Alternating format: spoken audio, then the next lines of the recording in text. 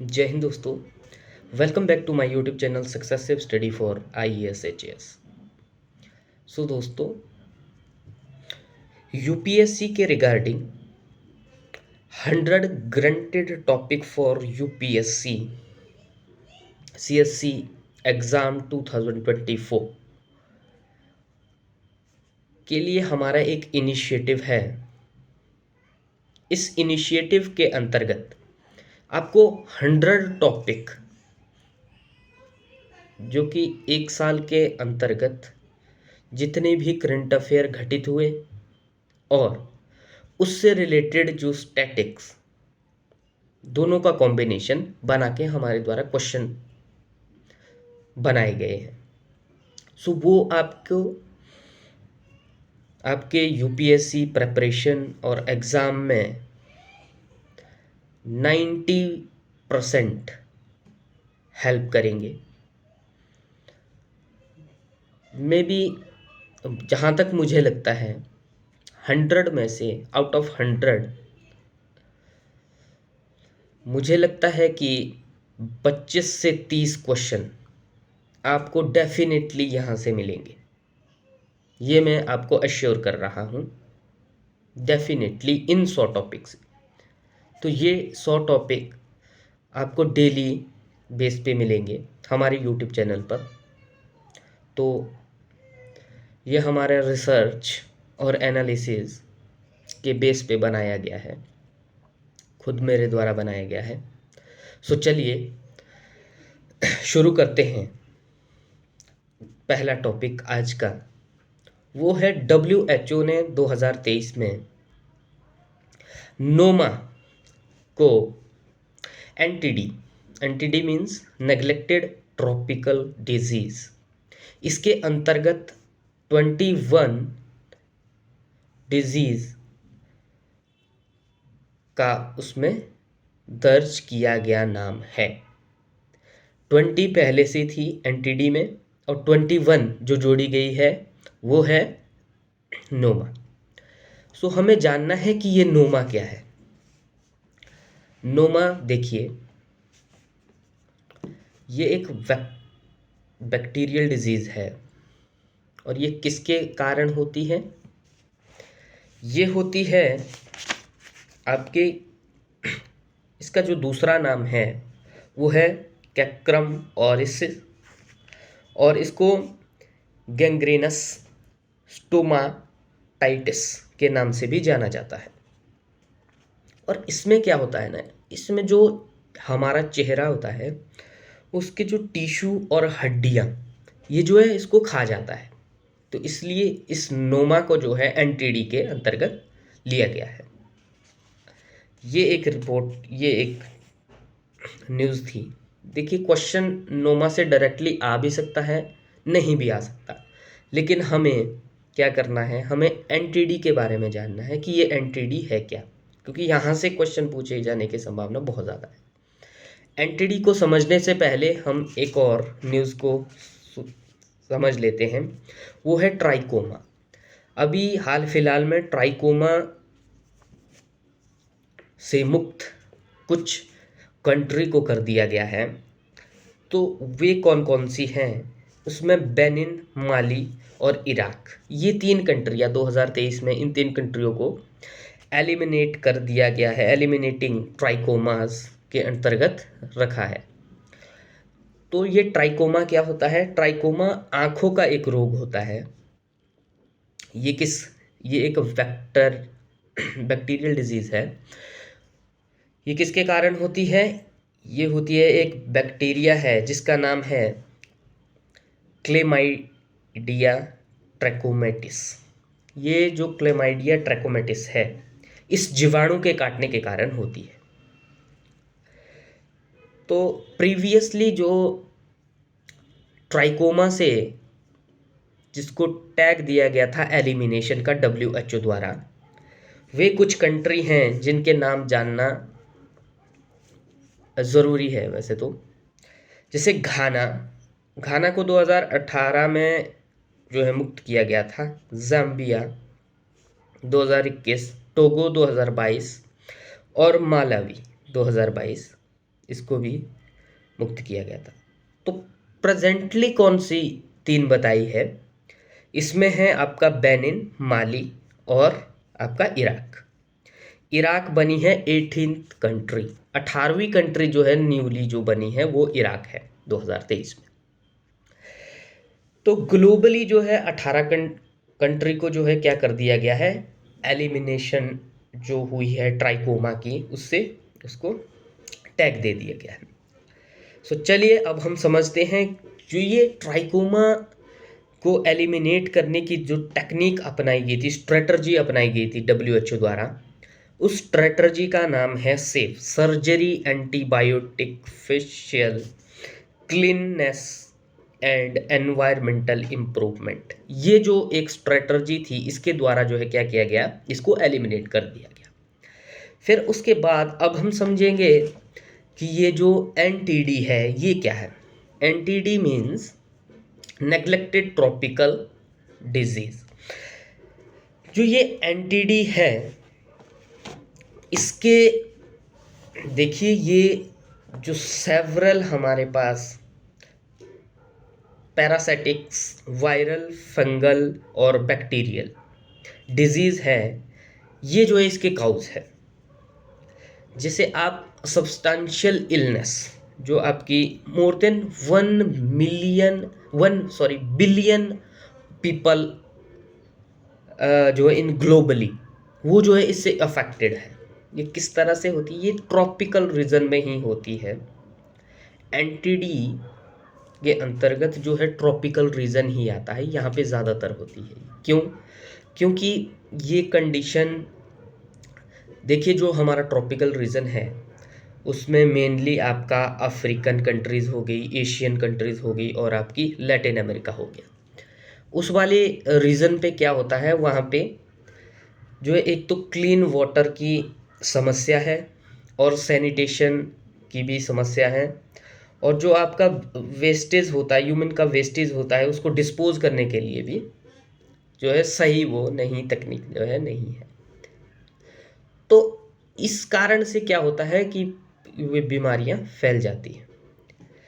तो क्या होता है, ये डेवलप नेशन में तो नहीं मिलता है, लेकिन डेवलप कंट्रीज़ में इनका बोलबाला ज़्यादातर है। लेकिन यहाँ पे आपको एक क्वेश्चन मैं और बताऊंगा कि इसमें देखिए नेग्लेक्टेड ट्रॉपिकल डिजीज, ट्रॉपिकल से तो हम समझ गए कि भाई ट्रॉपिकल वाले रीजन में होती है, लेकिन यहाँ पे नेग्लेक्टेड वर्ड है। देखिए ये सब चीज़ें आपको कहीं पे भी नहीं मिलेगी।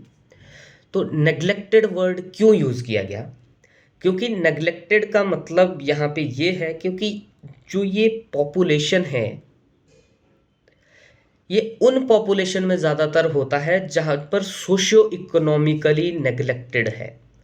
मतलब इनको जो है सोशियो इकोनॉमिकली उतनी ज़्यादा इम्पोर्टेंट नहीं दी जाती है, और ना ही यहाँ पे जो है फंडिंग होती है, ना यहाँ पे ड्रग्स, यहाँ पे अच्छी डायग्नोस्टिक वो फैसिलिटीज़ नहीं है। तो इसलिए इसे नेग्लेक्टेड कहा जाता है, और यहाँ पे जो है फाइनेंशियल सपोर्ट नहीं मिलता है। ये ऐसे कंट्री या ऐसे देशों में जहाँ पे इसके ऊपर ज़्यादा ध्यान नहीं दिया जाता है, तो इसलिए इसे नेग्लेक्टेड नाम इसका रखा गया। तो आई होप आपको क्लियर हो गया होगा। देखिए NTD के अंतर्गत इसमें जो है 21 डिजीज़ रखी गई हैं अभी फ़िलहाल के लिए।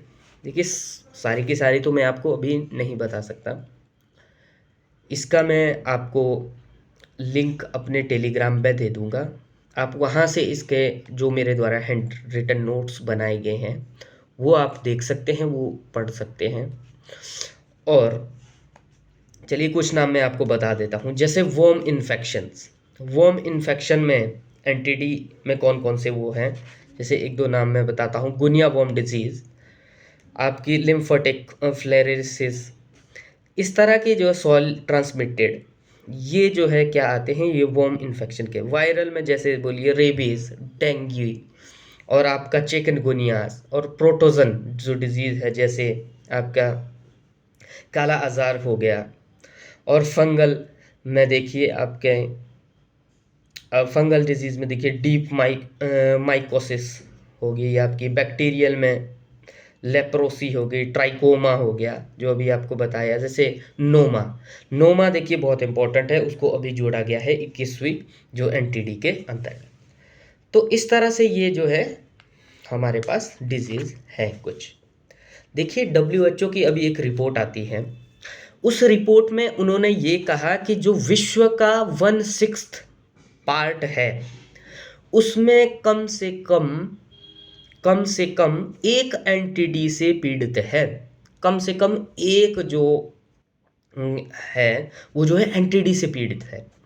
और जो 16 देश हैं उनमें जो है 80% हिस्सा, 16 देश जो है वो क्या कर रहे हैं, 16 कंट्री 80% एंटिटी के केसेस जो है वहाँ पे पाए जाते हैं। तो देखिए कितनी बड़ी बात है।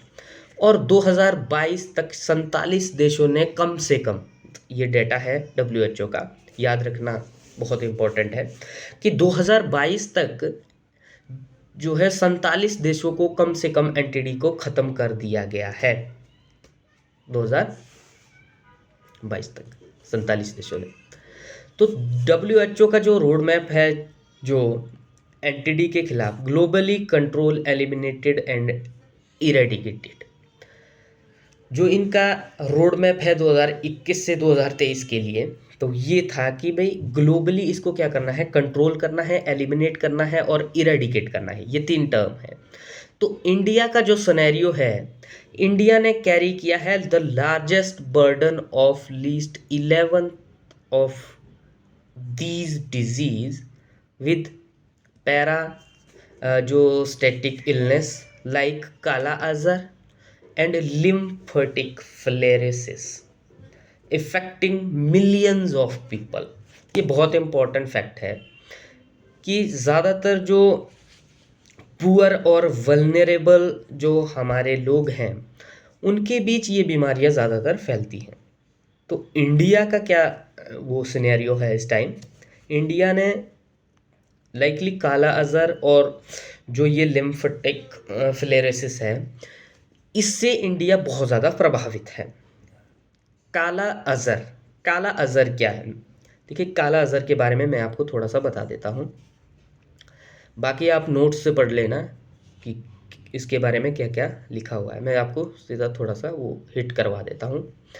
काला अजहर का नाम जो है उसको लिशमैनियासिस के नाम से जाना जाता है।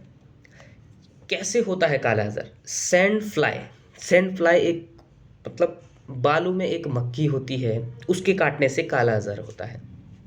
ग्लोबली क्या है कि 30% केस जो है इंडिया में पाए जाते हैं काला अजहर के, 30%।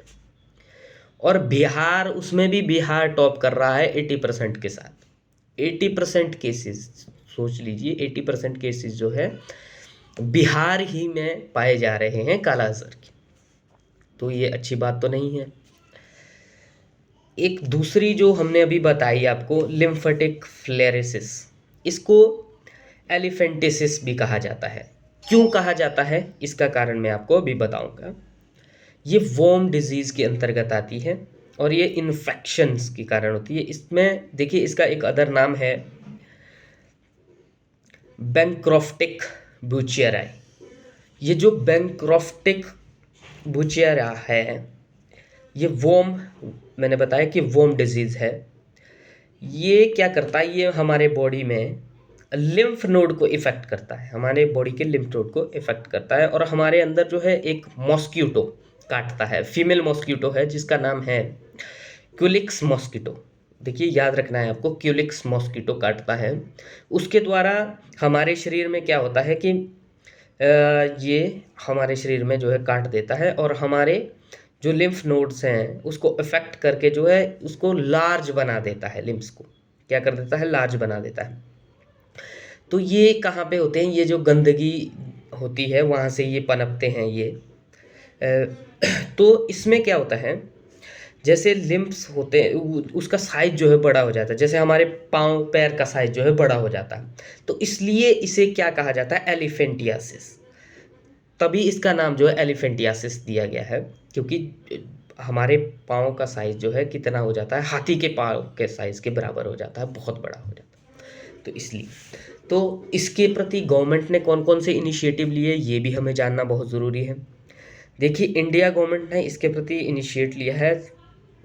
फर्स्ट है the accelerated plan for elimination for lymphatic filariasis, APELF, 2018 में जो है इसको शुरू किया गया था।